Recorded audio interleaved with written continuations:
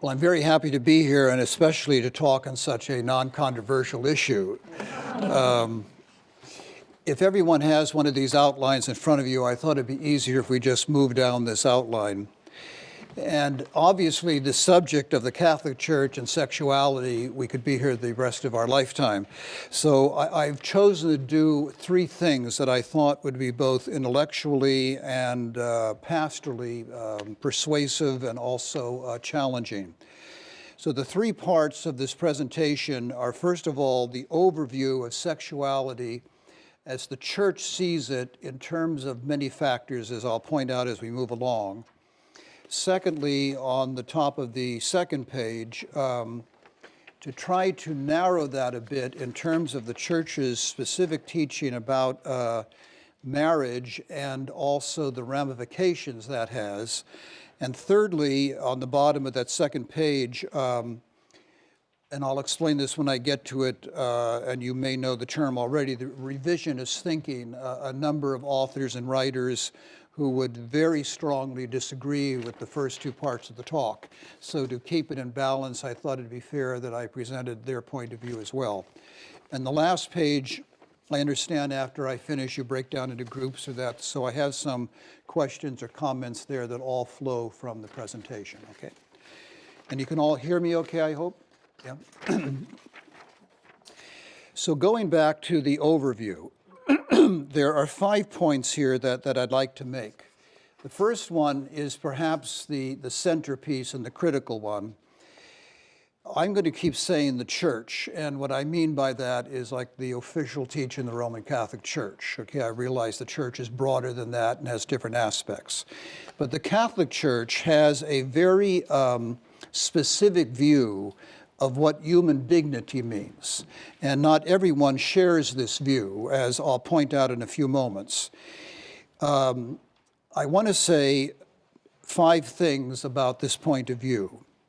First of all, as we all know, it comes out of the Christian tradition. It has nothing specific to do with the Catholic community, but that man, the human person, is made in the image and the likeness of God.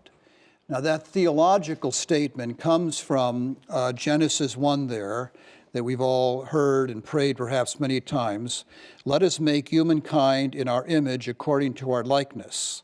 So God created humankind in his image. In the image of God, he created them, male and female, he created them.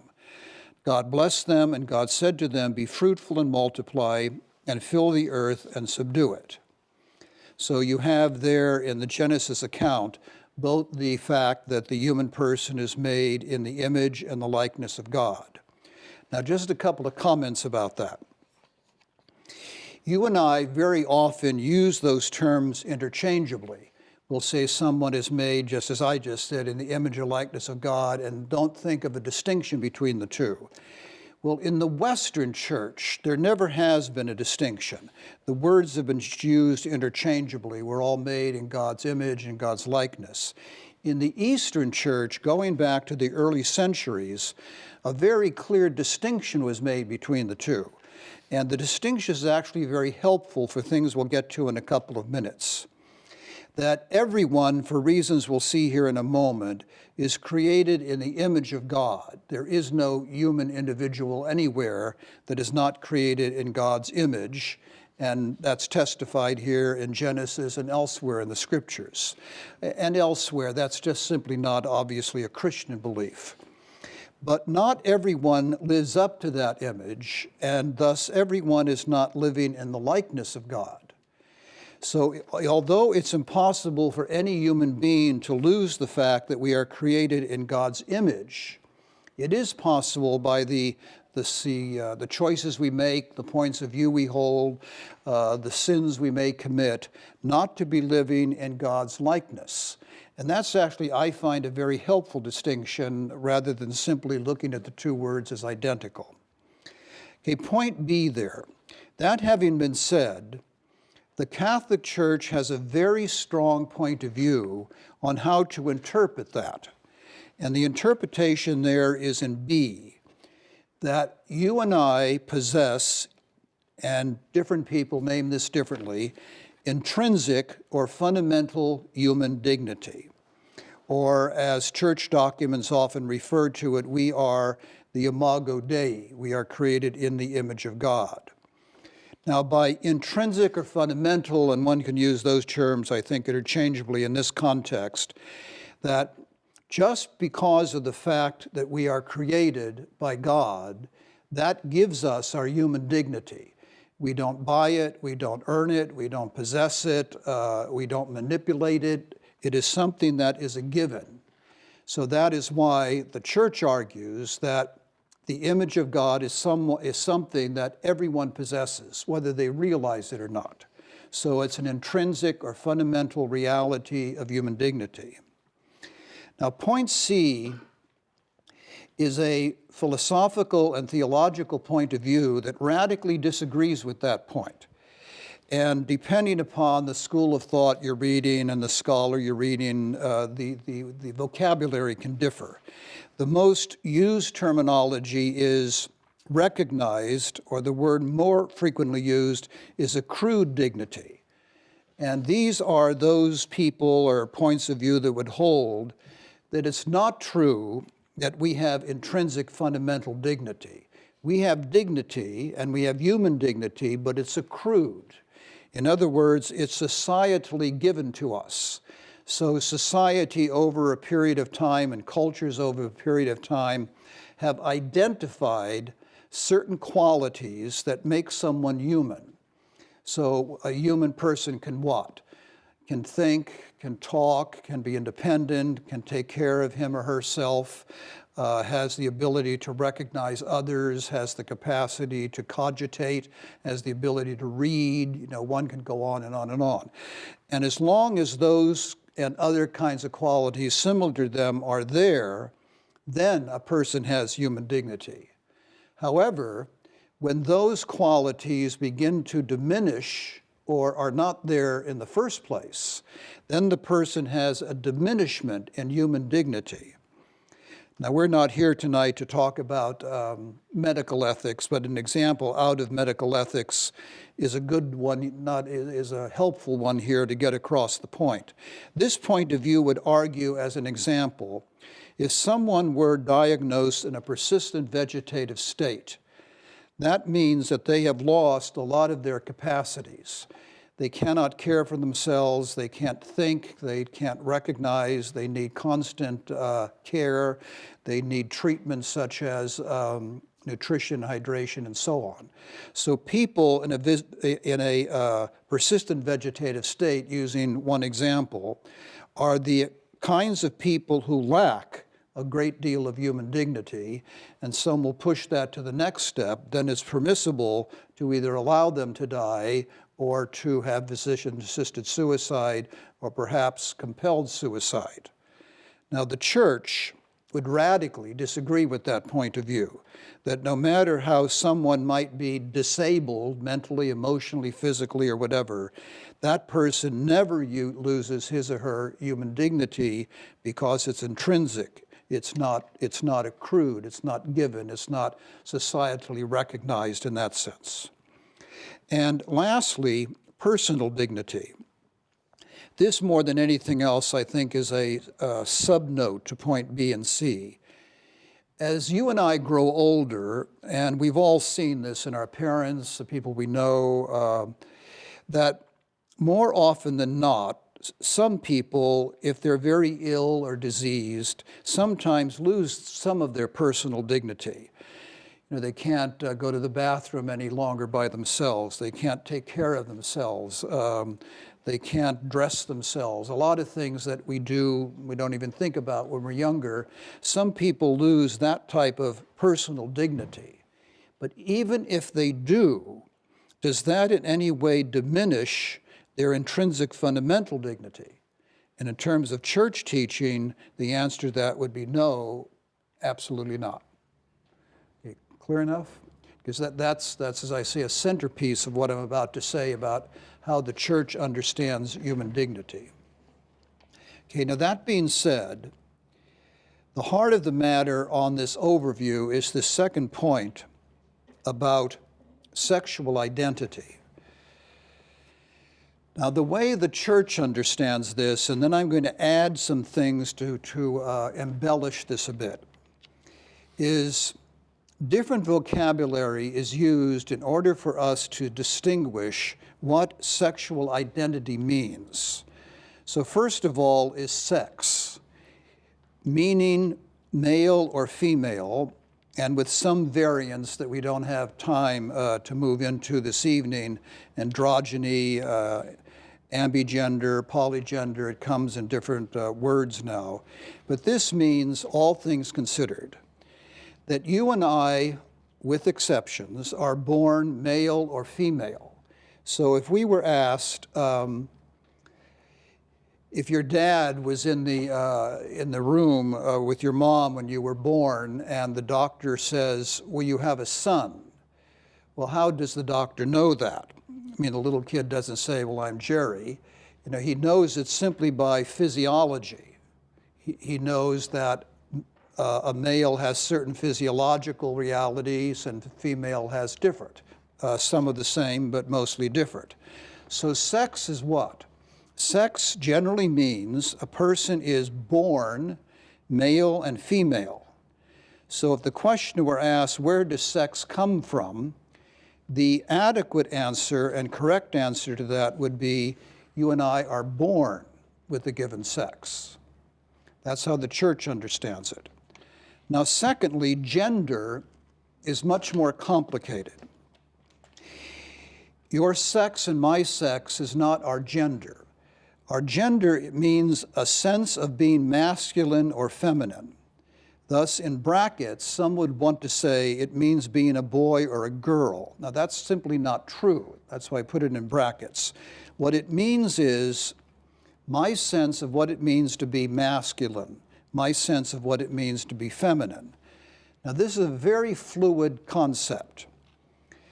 Most writers will say to us that normally speaking, by the age of 3, you and I have a sense of our gender. And that comes about by the examples I've given there. Repetitive attitudes by parents. So for example, the way your mom and dad dressed you. And there's examples of this widely. You know, parents who desperately wanted a little girl and they got a little boy and they were very disappointed. So maybe even unconsciously or unwittingly for a while, they dressed the little boy like a little girl. They had him wear dresses until he went to Stanford, and that got to be embarrassing.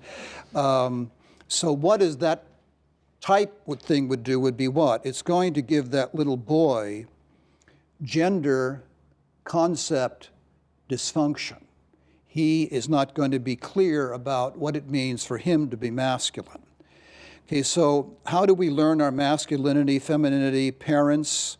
Culture plays a huge point of view of this, and I think we're more conscious of that in recent years than we ever were before.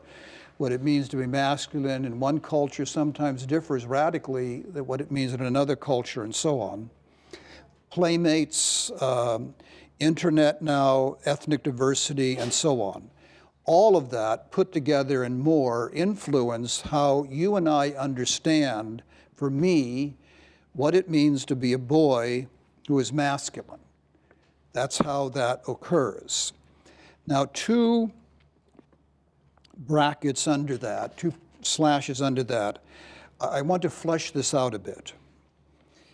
Perhaps the greatest known doctor who has done the most work in sex and gender studies was a man named John Money, who taught for years at Johns Hopkins in Baltimore. I'm not even sure if he's still alive. You know, he's certainly very elderly and retired now. But in any case, he's written many, many things on this subject, and he very strongly emphasizes this first dash there under B, that a person's sex, his word, pushes gender and gender identity, and thus usually one's gender is consonant with one's biologic sex. So what he has tried to demonstrate, and others agree with him, many others agree with him, that if I'm born male, that pushes me toward being masculine, so that it's not like there's a huge door between one and the other. And then what that means is as variant as all of those influences on me. And secondly, and this in the Catholic Church, for those who study these sorts of things, has become a problematic statement. On December the 21st of this last year, the Pope gave an audience, as he does every year around that date, for the Roman Curia. And the Roman Curia means those officials, cardinals, and others who work in curial or official offices in the Vatican. So this is considered, and has been for centuries really, one of the most significant talks the Pope gives every year, because he kind of lays out what he thinks are significant, important changes in the church as he sees it.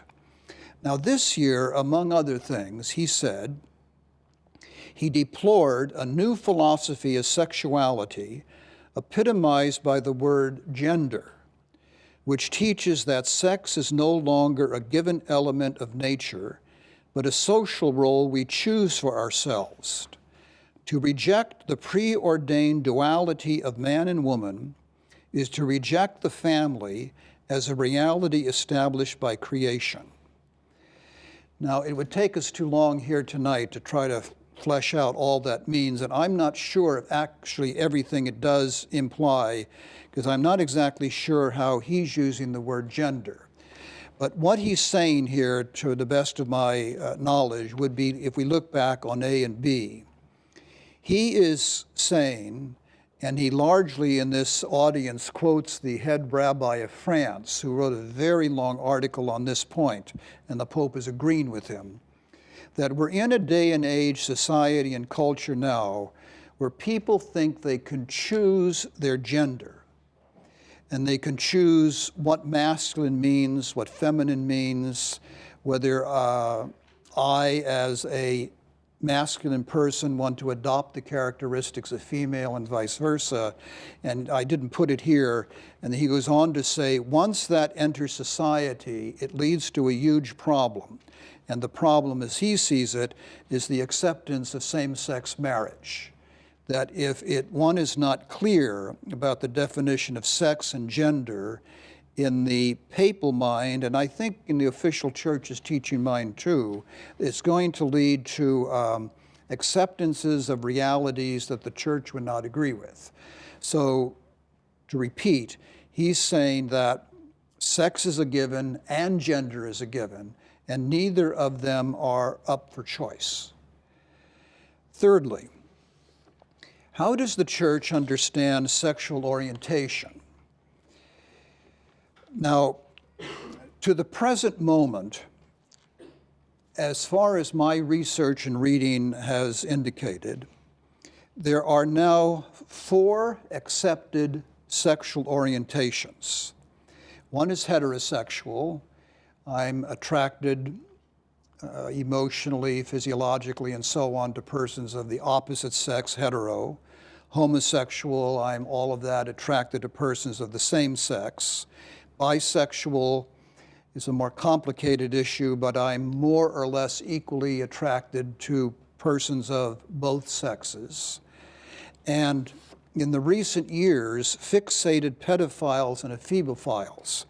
Now, this is a growing accepted reality in this conversation, that if someone is a fixated pedophile, attracted to children, or an ephebophile attracted to teenagers, that is a fixated reality. It's a given. It's an orientation.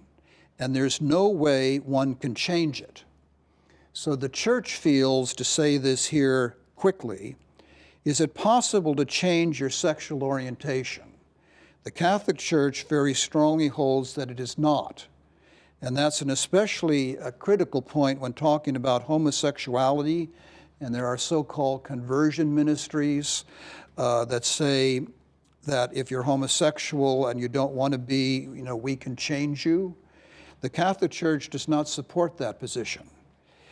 Nor does it support the fact that you can change a person if they're a fixated pedophile or ephebophile which is different, as I put there in brackets, from a regressed person because of emotional difficulties or congruence, is acting out that way simply because of contextual problem. And E, I put this in here because it just needs to be said, even though our time does not allow, any full discussion of this. A person who is transsexual, or nowadays the more appropriate and accepted term is transgendered. Now here is an argument. Some will maintain, some schools of thought, that if a person is transgendered, that is a sexual orientation. Some people themselves who are transgendered would strongly disagree with that. They would say no, that transgendered people are heterosexual, homosexual, or perhaps bisexual, but there's another reality and concern going on in their life. Thus, what their struggle is, if you want, is not with their sexual orientation. What their struggle is what? Is with their sex. So whether or not one wants to put that under sexual orientation at this moment in time, that's a debatable issue.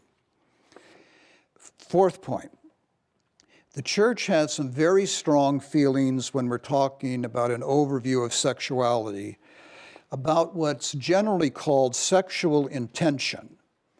And sexual intention means a person's sexual desires or our sexual fantasies. And just not the church, others too, psychological schools of thought, make a distinction between conventional and unconventional sexual intentions.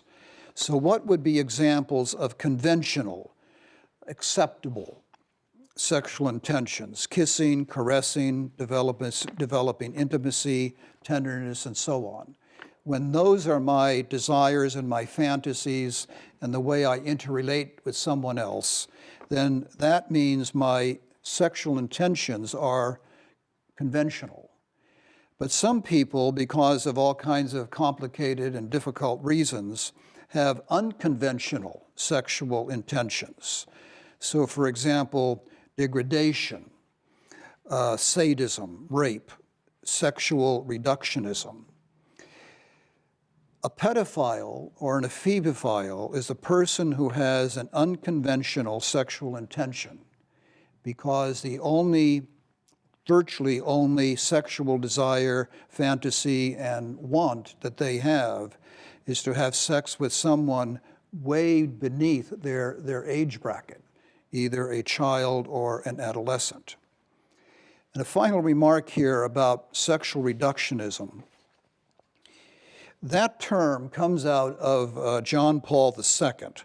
And as you may know, John Paul II, in a series of talks, which was then edited into a book called his own view of the sexuality of the body. This term appears in those talks in that book. He took it from history.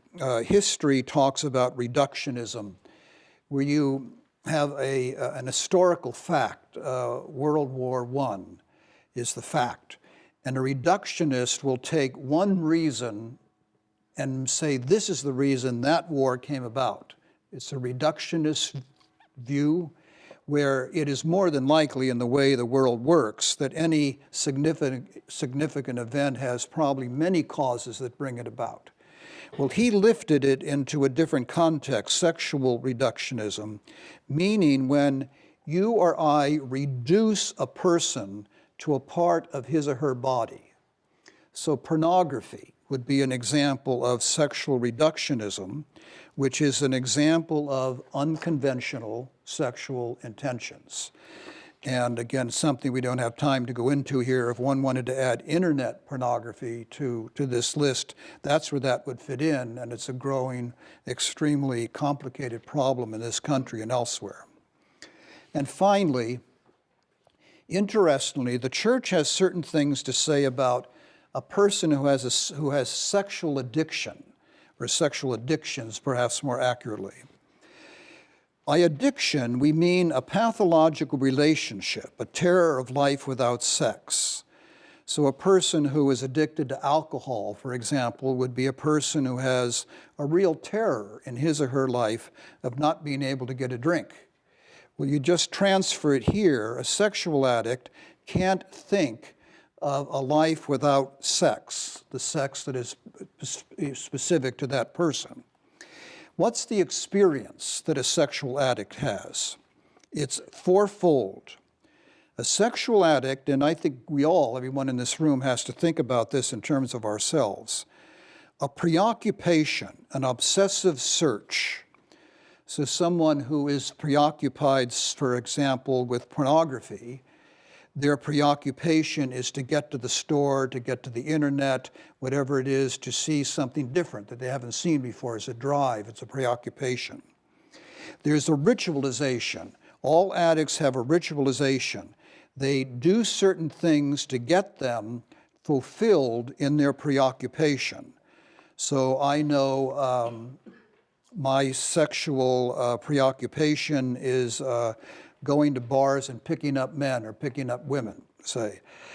Then my ritualization is what?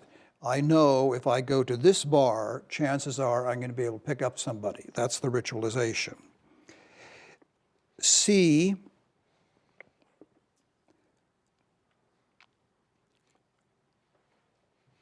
a compulsive behavior that becomes uncontrollable.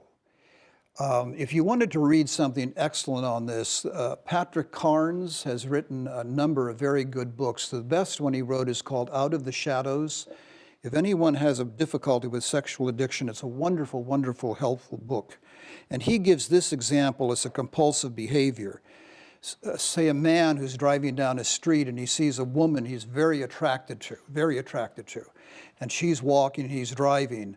If he's an addict, what will he do? He'll drive around the block so he can see her again. And he'll drive around the block again. Well, she crosses the street, so now he has to drive around 2 blocks. It's a mess. And then he is very late for work. And the boss says to him, well, where have you been? And what will he say? Well, I saw this gal I couldn't get my eyes off of. He's not going to say that. He's going to say that one of his kids threw up this morning, he had to clean it up. So lying enters into the whole picture. And lastly, addicts always experience a sense of despair and hopelessness.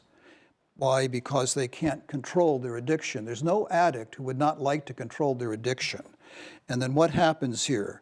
The despair and hopelessness do what? Lead back to the preoccupation. So it's a vicious circle or cycle. Now, one can break the cycle, and Patrick Carnes is one that has very helpful things in that book. And lastly, in terms of this first page, in your life and my life, and the church has written a lot of good stuff about this really, what are signs in your life or my life that I may have sexual intentions that are unconventional, or I may really be in the midst of a serious sexual addiction? Now, I'm taking this from Carnes, but it's something that the church would certainly uphold and think of as important. He says, if you are doing something or I'm doing something that I keep a secret, I wouldn't tell my best friend that I'm doing this. I wouldn't tell my mother. I wouldn't tell my spiritual director. If I went to confession, I probably wouldn't even tell the priest. I keep it a secret. It's abusive, that I'm abusing myself. Patrick Carnes, in 2 of his books, and I've never heard him speak myself, but I've heard others who have, say he's very open about the fact that his addiction was he was a flasher, and it was an addiction he couldn't control, and that's what led him to do research on this subject. Well, he was abusive. He was certainly abusing himself, even though he may not have realized it, but abusing the person who had to look at that wretched thing. So it's abusive.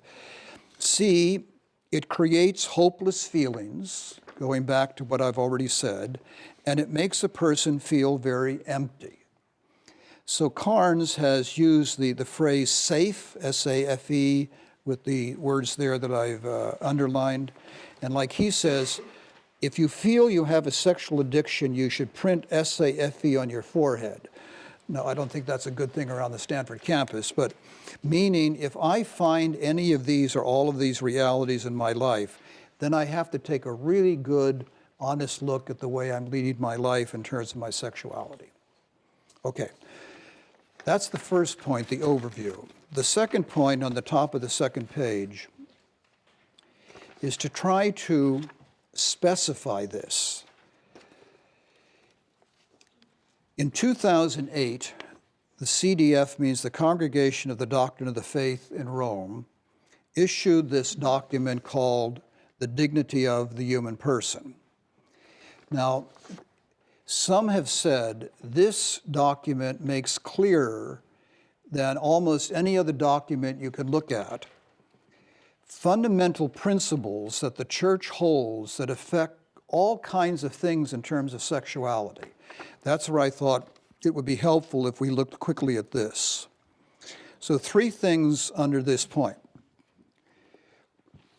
What are the fundamental principles that this document lays out? That every human being is to be treated as a person from the moment of conception. From this moment, a person has rights. In the first place, the inviolable right to life, going back to what we said on the first page of the Imago Dei. Now, we have to say this quickly because of our time limitations. It is the strong belief of the church and others that once conception is complete, you have the presence of a human person and you have intrinsic fundamental dignity. Now, there are a lot of people and schools of thoughts and medical points of view that, again, radically disagree with that. Like the most common disagreement, for reasons that are understandable, will say this is simply not true, that you don't have a human person until implantation is complete, because up until that time, different things could happen. Implantation just physiologically may never happen. Therefore, God is destroying human persons. Is that what we're talking about? Or twinning, triplicating can happen during that period of time. So does it make sense to say you have a person before those realities we know have happened or not happened? The church stands strongly on this point of view, that the human person comes about not at some later date, like implantation, but rather from the moment that conception is completed. Now, I just want to be a tad sophisticated here. The church sometimes uses unsophisticated language, as if conception takes place in a second. Well, it doesn't. Implantation doesn't take place in a second either. So what this is trying to say is, what it is saying, once conception is taken place, that the sperm has penetrated the nucleus of the ovum, from that point on, you have a person. You have a person who has human dignity, and that person has rights, and that fundamental right is the right to life. Very quickly, I have 10 minutes, I'm watching this carefully. Did you notice the huge problem recently in the Catholic hospital in Colorado? It's an interesting example of this. This woman, this happened in 2006, but this woman went to this hospital on New Year's Day, and she was very ill. She was pregnant with turned out to be 2 sons, and well along in her pregnancy. And they called the doctor, the page of the doctor. The doctor did not answer the page. The woman then had a massive heart attack and died, and the babies died. The father is now suing, not now, the father did sue the hospital on behalf of his 2 sons, because he maintained that if the hospital had done a cesarean section, the hospital could have saved his sons, which turns out to be true in all the details of that case. Now, this is the incredible thing. The Catholic hospital hired their lawyers, or used their lawyers, and the lawyers argued those 2 children in the womb are not persons. Therefore, you can't bring a case against the hospital. And that is unbelievable. But in Colorado, an individual is not a person until they're born. In Catholic teaching, that's not true. So what the Catholic hospital allowed to happen is really scandalous. It's really absolutely scandalous in terms of a ambiguity of what one is saying in terms of what one believes. Point B, the origin of human life, this is the fundamental principles now, has its authentic context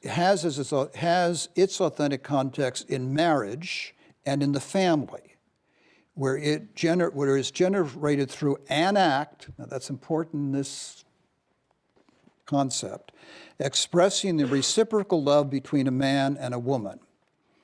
Thus, this is the other principle, which a lot of people we would know don't agree with. So it depends, do you agree with the principle or you don't? That human life, meaning point A, must have its authentic context in a heterosexual marriage, that's what this means, and in the context of family, because heterosexual marriage and the context of the family is the safest, most secure way of assisting that child to develop and flourish as a human person.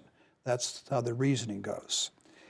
C, the last principle, a child has a right to come into existence through an act of conjugal love between his or her mother and father, that a child has a right to that. So these fundamental principles in this document and now stated elsewhere in church teaching are just that, they're fundamental. And as we all know, if we study philosophy now or some other time in our life, fundamental principles are fundamental, so one accepts them or one doesn't. And if you don't, then you're going to go a different avenue on this. If you do, then at least we can see the principles on which the church makes certain decisions. And I'm pointing out just a few. Point 2, this document says, all biomedical advances must be gauged or evaluated against these 3 principles. So I just took 4 quick examples. Infertility.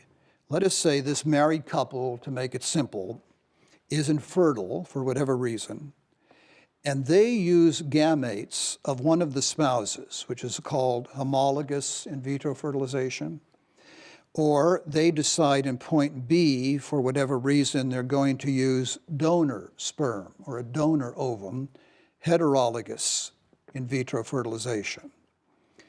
Right away, in both of those, in terms of the principles, would the church judge either of those to be right or wrong? The answer would be wrong, because they go against the principle that a child has a right to come into existence by an act of conjugal morality. And this is not an act of intercourse between husband and wife. It brings a third party or more into the equation. Now again, you might say, I don't agree with that. I see a very different point of view. Then you have to go back and say, well, I probably don't agree with one or more of these principles. Or point C, in vitro fertilization and discarded embryos. This happens all the time, as you know, in fertilization laboratories. Virtually never the ovums that are fertilized and thus become embryos, are they implanted in the woman. That virtually never happens. It never happens. I shouldn't say, well, no, it virtually never happens. So what happens to the embryos that are not used? Some, point D, freeze them so they can use them perhaps in another time. As you may know, this document doesn't deal with, this point D is causing huge problems in divorces. Who gets the frozen embryos? It's a whole new social complex issue. Go back now to point A. The church does not approve of discarding embryos, of freezing them, or of embryonic stem cell research. It has no problem with any other kind of stem cell research, it's just embryonic. Why? Because of point 1A. From the moment of conception, you have a fetus that develops into an embryo. The moment you have a fetus, you have what? A human being.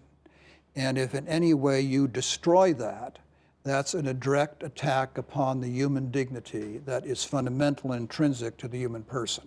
That's how the church argues this out. So this document finally then deals with abortifacients.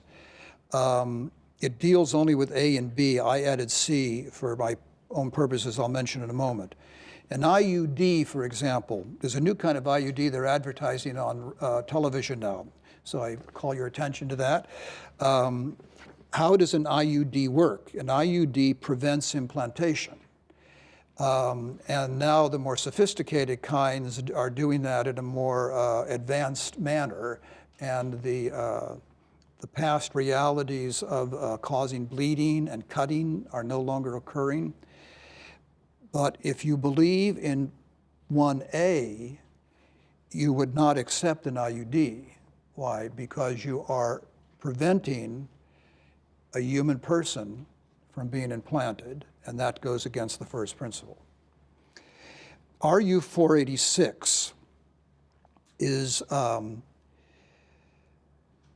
medication, usually in pill form, not always, but usually, that does what? It acts in such a way as to prevent implantation.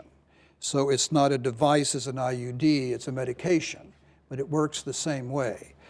Therefore, the same conclusions reach. RU46 is almost, in a year from now, we won't even hear of RU46 anymore, because Ella is now the street term for a more sophisticated RU46 because it lasts longer in the human body. Thus, a woman feels safer taking Ella. And just as a footnote here, if you've been following the huge arguments between the bishops and the White House in terms of Obamacare, well, one thing that the HHH mandates is that a Catholic hospital, a Catholic college would have to cover contraceptives. They'd have to pay for all contraceptives. Well, one contraceptive that is mentioned is Ella. See, and the church would not agree that Ella is a contraceptive. They would say, no, Ella is an abortifacient. Therefore, the government is forcing the Catholic Church to pay for abortions. See, that's where that issue becomes extremely complicated. And finally, revisionist thinking.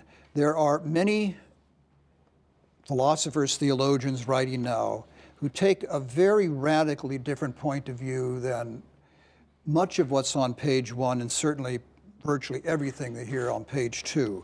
I've given you one example. If you wanted a very well-written, thoughtful book that spells out in a lot of detail what this means. Authors use different norms, but generally these are the norms used. That if these norms are present, do no unjust harm to another person, there's free consent between two individuals, there's mutuality of desire, action, response, and so on. It's two liberties meet two bodies, two hearts come together. There is equality. So, for example, revisionist thinking would never approve of pedophilia, for example. There is commitment on the part of the two. There is fruitfulness, and the revisionists don't rule out children, but they say there's different kinds of fruitfulness too. Nourishing relationships is a type of fruitfulness. And social justice issues, freedom of choice in one's sexual life. If those norms are present, those norms justify any type of heterosexual, homosexual, or bisexual behavior. See, that's a very radically different way of looking at sexuality than the church would technically look at it in terms of the principles and norms on page 1. Okay. My mother would be embarrassed if she knew I knew this much about sex. I know you're going to go into groups, but I just don't want to say thank you. Like for 4 minutes, may I? Are there any comments, questions, anything you want me to clarify before you go into these groups? Yeah, one point of clarification I had was going back to the issue of dealing I mean, say it again, I just didn't get it. Oh, I'm sorry. So this is a question regarding somebody who's fallen into a vegetative state. Oh, okay. There's no expectation of revival.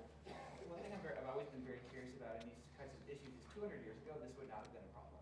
So because technology did not allow for that, keeping the person alive.